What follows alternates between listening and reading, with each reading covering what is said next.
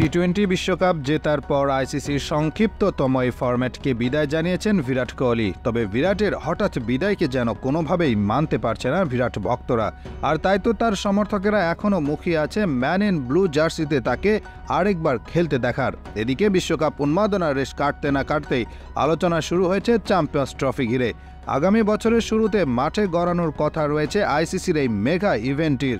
টুর্নামেন্টের এবারের আয়োজক দেশ পাকিস্তান, কিন্তু নিরাপত্তার অজুহাতে ভারতীয় ক্রিকেটারদের পাকিস্তান পাঠাতে আপত্তি জানিয়েছে ভারতের ক্রিকেট বোর্ড। ফলে টুর্নামেন্ট ঘিরে তৈরি হয়েছে জটিলতা।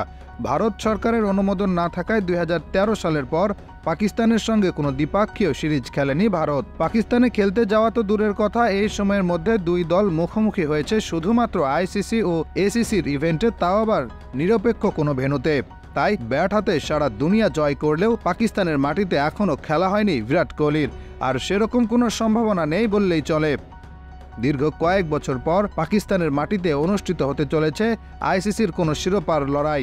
2017 সালের চ্যাম্পিয়ন্স ট্রফি বিজয়ী পাকিস্তান আসন্ন চ্যাম্পিয়ন্স ট্রফির আয়োজনের দায়িত্ব থাকছে। মোট 8টি দল খেলবে চ্যাম্পিয়ন্স ট্রফিতে। গতবারের রানার্স আপ ভারত এবারেও শিরোপার অন্যতম দাবিদার। তাছাড়া টি-20 বিশ্বকাপ জয়ের পর পুরো ভারত জুড়ে বইছে আনন্দের বন্যা। নানান রকম আতিথেয়তায় বরণ করে নিচ্ছে রোহিত কোহলিদের। এদিকে ভারতীয় দল চ্যাম্পিয়ন্স ট্রফি খেলতে পাকিস্তান যাবে না বলে সাফ জানিয়ে দিয়েছে। এদিকে এসবের মধ্যেই বিরাট কোহলিকে নিয়ে অন্যরকম এক মন্তব্য করলেন সাবেক পাকিস্তানি ক্রিকেটার শহীদ আফ্রিদি। ভারতীয় সংবাদ মাধ্যম নিউজ 24 স্পোর্টসকে আফ্রিদি বলেন, বিরাট কোহলি যদি পাকিস্তান আসে ভারতের ভালোবাসা ও আতিথেয়তা ভুলে যাবে সে। পাকিস্তানে তার জনপ্রিয়তা অনেক, এখানে লোকে তাকে অনেক পছন্দ করে। আমার পছন্দের ক্রিকেটারও কোহলি। চ্যাম্পিয়ন্স ট্রফি মাঠে গড়াবে আগামী বছরের ফেব্রুয়ারি মাসে। প্রাথমিকভাবে 3টি ভেন্যু চূড়ান্ত করে তৈরি করা হয় চ্যাম্পিয়ন্স ট্রফির ম্যাচ সূচি। চ্যাম্পিয়ন্স ট্রফির ভেন্যু হিসেবে লাহোর, করাচি ও রাওয়ালপিন্ডিকে চূড়ান্ত করা হয়েছে। এর মধ্যে নিরাপত্তার বিষয় মাথায় রেখে ভারতের সব ম্যাচ রাখা হয়েছে লাহোরের গাদ্দাফি স্টেডিয়ামে। এমনকি ভারতীয় দল সেমিফাইনালে উঠলে তাও আয়োজন করা হবে সেখানেই। তবে ভারতের বিভিন্ন সংবাদ মাধ্যমগুলোর খবরে বলা হয়েছে আইসিসি চ্যাম্পিয়ন্স ট্রফি খেলতে পাকিস্তানে যাবে না ভারত। এর বদলে নিজেদের ম্যাচগুলো সংযুক্ত আরব আমিরাতে খেলতে চায় তারা।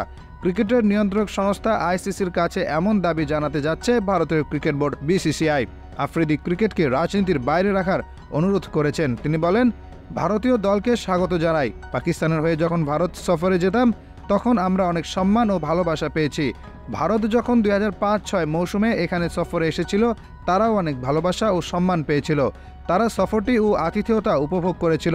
আমার মনে হয় ক্রিকেটারদের মধ্যে সম্পর্ক ও ক্রিকেট সফরকে রাজনীতির বাইরে রাখা উচিত। সদ্য সমাপ্ত টি-20 বিশ্বকাপ দিয়ে আন্তর্জাতিক টি-20কে বিদায় বলেছেন কোহলি, কিন্তু একদিনের ক্রিকেট চালিয়ে যাবেন আরও কিছুদিন। আর তাই ভারতীয় দল পাকিস্তানে গেলে কোহলি পাকিস্তানে যাবেন যদি তিনি ফিট থাকেন। তবে টি-20 থেকেও তার বিদায় নেওয়া উচিত হয়নি বলে মনে করেন 2009 টি-20 বিশ্বকাপ জয়ী তারকা অলরাউন্ডার।